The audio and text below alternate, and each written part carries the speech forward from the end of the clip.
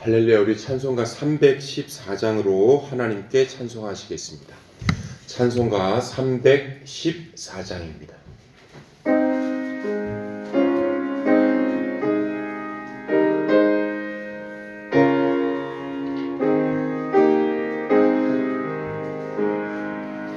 내 구주 예수를 더욱 사랑 엎드려 비는 말 들으소서. 내 진정 소원이 내 구주 예수를 더욱 사랑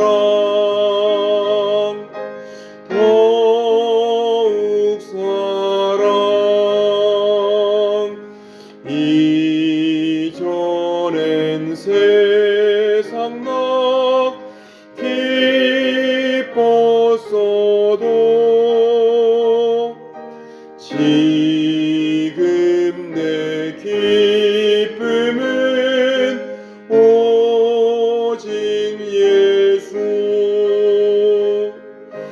다만 내비는 말 내 구주 예수를 더욱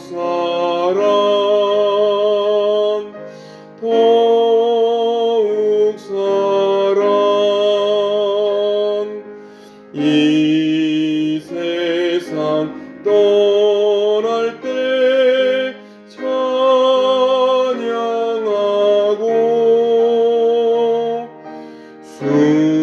숨질 때 하는 말 이것일세.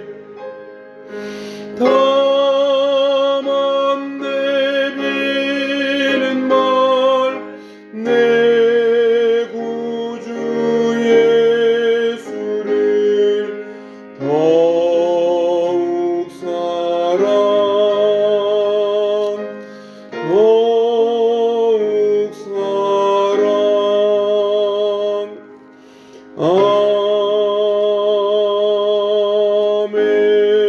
아멘.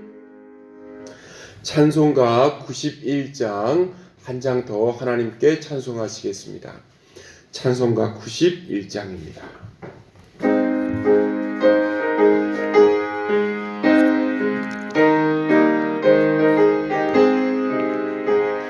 슬픈 마음 있는 사람 예수 이름 믿으면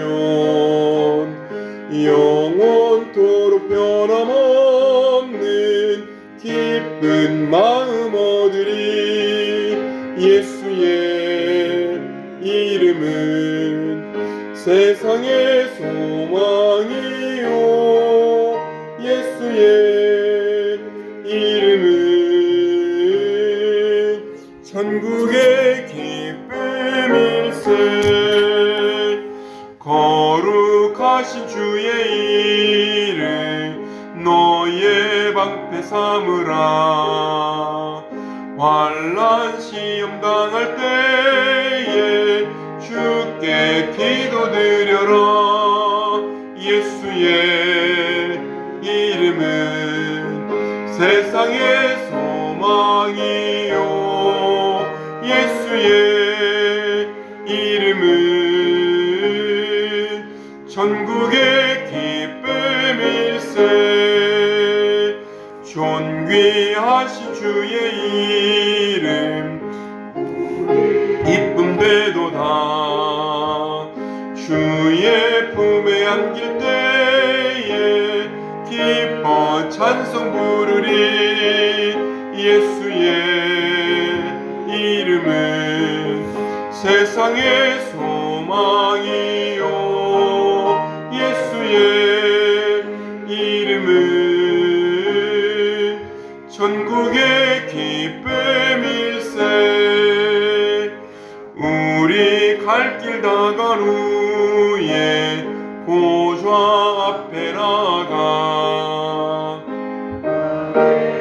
경배하며 면류관을 드리리. 예수의 이름은 세상의 소망이요 예수의 이름은 전국의 기쁨이. 예수의 이름은 예수의 이름은 세상의 소망이요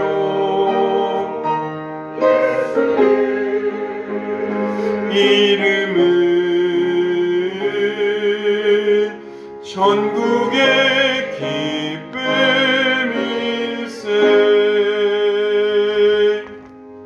아멘. 오늘 우리에게 주신 하나님의 말씀은 여호수아서 20장입니다. 여호수아서 20장, 제가 가진 성경으로는 구약 성경 349페이지입니다.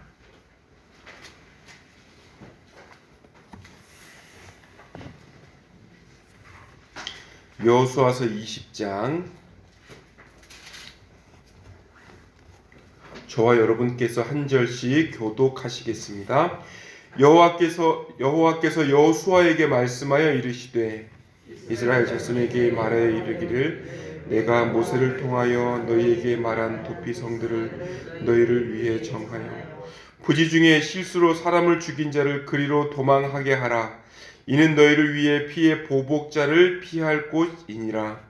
이 성읍들 중에 하나는 그 성읍에 들어가는 문 어귀에 서서 그 성읍의 장로들의 귀에 자기의 사건을 말할 것이요 그들은 그를 성읍에 받아들여 한 곳을 주어 자기들 중에 거주하게 하고 피의 보복자가 그의 뒤를 따라온다 할지라도 그들은 그 살인자를 그의 손에 내주지 말지니 이는 본래 미워함이 없이 부지 중에 그의 이웃을 죽였음이라. 그 살인자는 회중 앞에 서서 재판을 받기까지 또는 그 당시 대제사장이 죽기까지 그 성읍에 거주하다가 그 후에 그 살인자는 그 성읍 곧 자기가 도망하여 나온 자기 성읍 자기 집으로 돌아갈지니라 하라 하시니라. 이에 그들이 납달리의 산지 갈릴리 게데스와 에브라임 산지의 세겜과 유다 산지의 기리앗 아르바 곧 헤브론과 여리고 동쪽 요단 저쪽 루벤 지파 중에서 평지 광야의 베셀과 갓 지파 중에서 길랏 라몬과 므낫세 지파 중에서 바산 골란을 구별하였으니 이는 곧 이스라엘 모든 자손과 그들 중에 거류하는 거류민을 위하여 선정된 성읍들로서 누구든지 부지 중에 살인한 자가 그리로 도망하여 그가 회중 앞에 설 때까지 피의 보복자의 손에 죽지 아니하게 하기 위함이라. 아멘.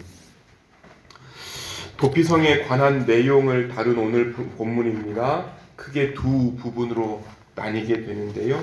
첫 번째 부분은 도피성에 관한 규정을 기록한 부분이고 두 번째 부분은 이스라엘 자손이 6개의 도피성을 구별했음을 진술하는 부분으로 이렇게 나뉘어져 있습니다. 첫 번째 부분은 먼저 모세에게 말했던 대로 도피성을 정하라라고 하는 그러한 명령과 도피성의 기능을 진술하고 있습니다. 이어지는 4절에서 5절은 도피성으로 도망온 사람과 그를 쫓아온 피해 복수자, 피해 보복자를 대하는 절차를, 마지막 6절은 본격적인 재판 절차의 결과에 따라서 도피해온 사람들을 어떻게 처리를 해야 하는가에 대해서 말씀하고 있습니다. 우리 7절에서 또한 8절 말씀은요, 실제로 구별이 되었었던 그러한 성읍들의 이름들도 나열되어 있습니다. 이러한 성읍들은 모두 레위 사람에게 주어진 성읍들로서 9절에 보니까 이스라엘 사람들 뿐만 아니라 함께하는 모든 이방인들도, 나그네들도 거류민들도 도피성의 유익을 누릴 수 있음을 알려주고 있습니다. 그 도피성이라고 하는 뜻은 어떤 뜻이냐면 히브리어로 받아들이는 도시라고 하는 뜻입니다. 받아들이는 도시. 그래서 도피성에 머물 수 있는 대상은 다른 사람을 실수로 죽인 자들에게만 한정되었습니다. 다른 범죄자들은 보호받지 못했습니다. 이것은 같은 범죄에 동등한 형벌을 요구했었던 보복법의 당시 다른 보복법들, 다른 어떤 사회의 그런 보복법의 비인격적인 적용을 완화시켜 주었다라고 하는 그런 신학자들의 말들도 우리가 생각할 수 있습니다. 도피성과 관련된 규정들은 여호수아 외에 구약의 많은 곳에서 그 개념들이 등장하게 되는데요. 최초로 이제 등장한 것이 출애굽기에서인데 그 설립 이유가 고의적 살인과 우발적 살인은 다르게 이루어져야 된다라고 하는 것에서 이렇게 시작이 되어 있습니다. 그리고 민수기에서는 도피성에 관한 규정이 가장 상세하게 또 잘 나타나 있습니다. 요단 양편에 각각 세 성읍씩 두라라고 하는 지시와 함께 고의적 살인과 그렇지 않은 살인을 구별하는 구체적인 그러한 규칙들도 있습니다. 더불어 이러한 이유들이 땅을 더럽히지 않기 위함이다 라고 하는 그러한 도피성의 궁극적이고 신학적인 이유들도 제시가 되고 있습니다. 신명기에서 모세는 요단 동편의 세 곳의 도피성을 구분을 하는데 이렇게 구분하는 이야기들을 잘 해주는 그러한 목적이 여기에 도피성이 있다. 이곳으로 가야 된다. 라고 하는 그러한 도피성은 쉽게 찾을 수 있는 곳이어야 된다. 라고 하는 그러한 도피성의 지리적인 목적들도 제대로 잘 나와 있습니다. 도피성으로 도망해오는 사람들은 피해 보복자의 위협으로부터 보호받을 수 있는데 여기서 말하는 그 도망해온 사람들의 특징이 뭐냐면 부지중에 살인한 자들이라는 거예요. 부지중. 이 부지중이라고 하는 말은 알지 못한 채라고 하는 뜻입니다. 미리 계획하지 않은 채라고 하는 그런 뜻이에요. 그러니까는 즉 계획된 살인이 아니었다라고 한다는 것이죠.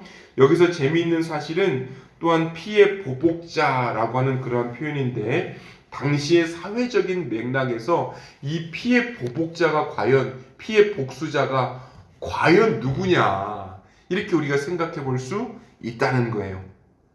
그래서 당시의 사회적인 맥락에서 이 피해 보복자라고 하는 뜻은 뭐냐면 경제적인 위협을 포함한 여러 가지 위협으로부터 가문을 지켰었던 아버지였겠다. 이제 이렇게 우리가 생각해 볼 수 있습니다.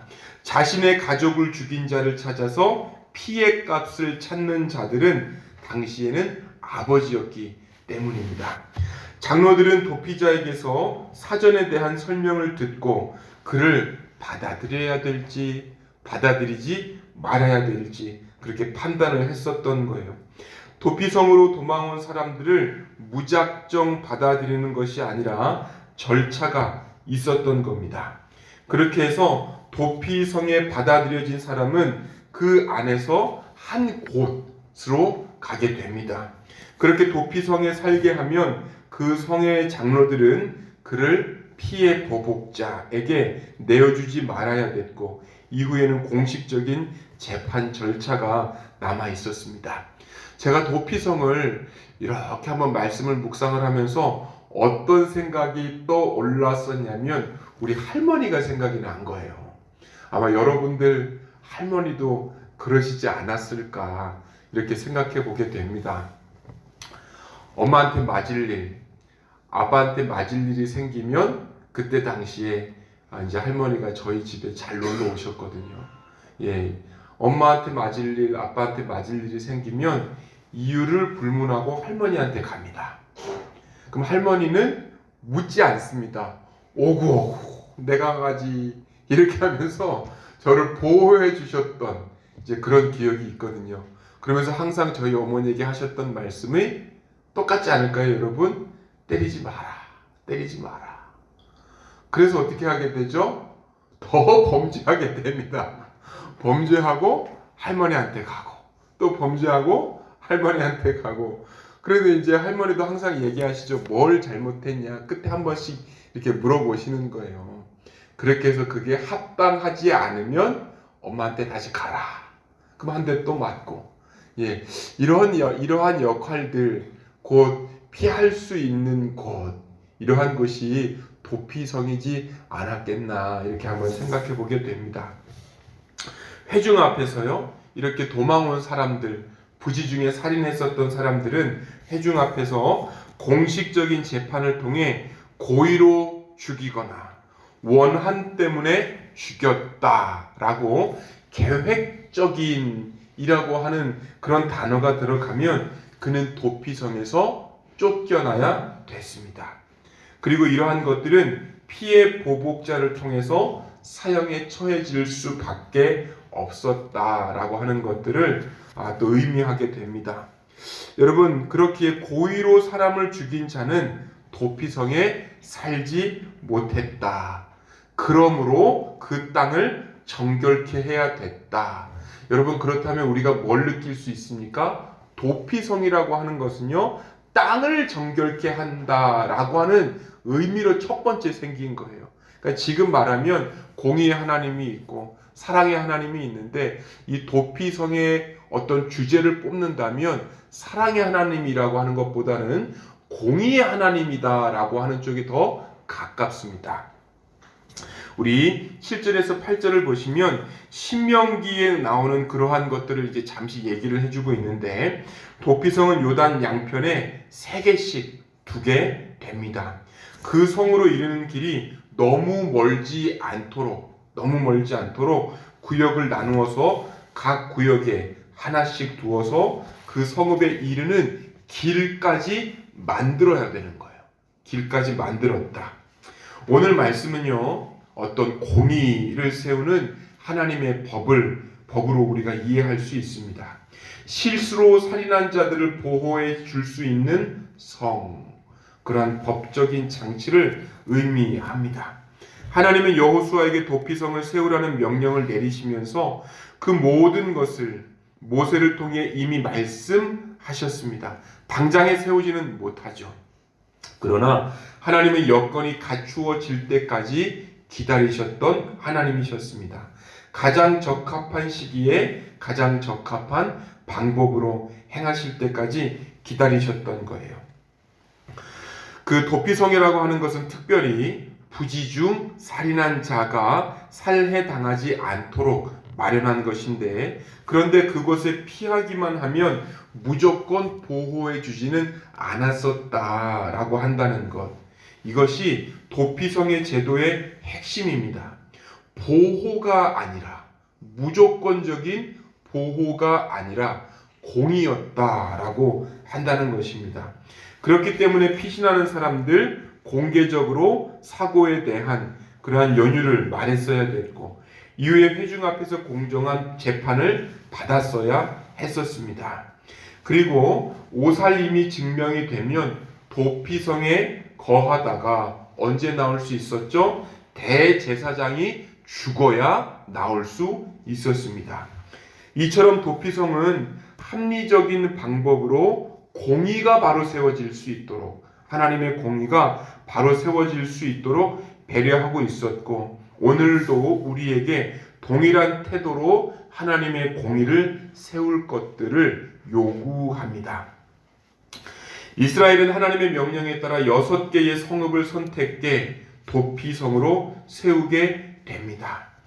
가장 용이하게 도피할 수 있는 위치와 성읍들을 선택합니다. 여러분, 아무리 좋은 법령을 세우더라도 시행이 복잡하고 찾아가기 복잡하고 또 이렇게 접촉하기 복잡하다면 있으나 마나 한 것이 되게 됩니다. 그래서 도피성의 어떤 그러한 지형을 보게 되면 어디서든지 빨리 올 수 있도록, 어디서든지 공의를 세울 수 있도록, 어디서든지 혜택을 볼 수 있는 그러한 위치에 있었던 것입니다. 그러므로 우리 사회가 공의를 바로게 세울 수 있는 그러한 공동체가 되기 위해서는 부자든 가난한 자든 본국인이든 외국인이든 누구든지 쉽게 편하게 법의 도움을 받을 수 있어야 된다. 어떤 공동체의 도움을 받을 수 있어야 된다라고 하는 것이 오늘의 말씀의 주제일 수 있습니다. 하나님은 우리의 공동체가 단지 예배와 선교와 사랑의 공동체에 머무르기를 원하시지 않으십니다. 우리의 공동체는요, 하나님의 공의와 거룩함도 함께 나타낼 수 있는 그러한 공동체이어야 됩니다. 우리가 있는 자리가 어디든지 하나님의 공의가 실현이 될 수 있도록 구체적으로 행동하고 또한 이루시는 저와 여러분들 되시기를 소망합니다. 우리 시간 함께 기도하실 것은 지역 사회를 놓고 위하여서 또한 삼덕교회가 선교하고 있는, 봉사하고 있는 여러 지역들을 놓고 위하여서 다 함께 기도하시며 나아가시겠습니다.